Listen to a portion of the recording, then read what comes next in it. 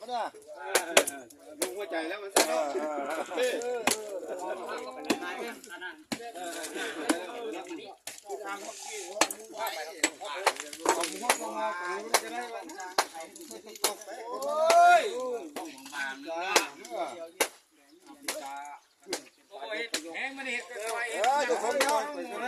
ได้แล้วพอหาเป็นเจ้าไปมออะไรอ่ะ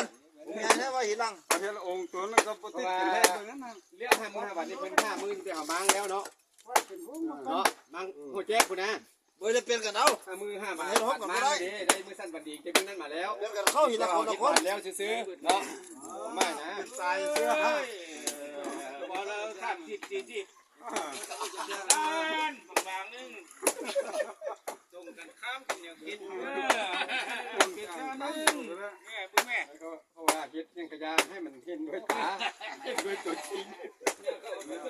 เราจิบเขาบอกว่าเห็นมันไม่ใช่ว่าน้อง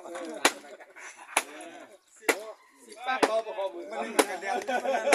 เอาไปนั่นนะว่ามันเสียที่ว่าความเสียมันเนี่ยเขาเห็นเขาเนี่ยเราไปตะวันทำปั้นเนี่ยนะปั้นบนเดียกันบนเดียกันครับบนไรก่อนนะตะวันมันปั้นเลยไปได้หัวนี้นะไปก็ได้อันนี้นี่เป็นยังวะก็ดีนะดีมั้งวะดีอยู่ฮั่นวะเป็นสิลาลึกตัวเป็นสิลาลึกนะ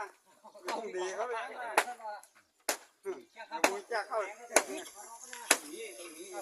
คงดีอยู่นะ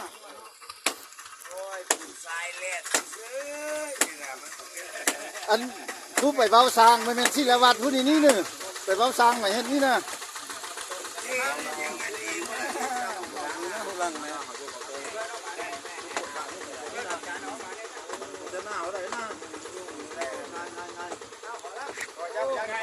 ง่ายตัดอยู่แล้วพานะตัดอยู่แล้ว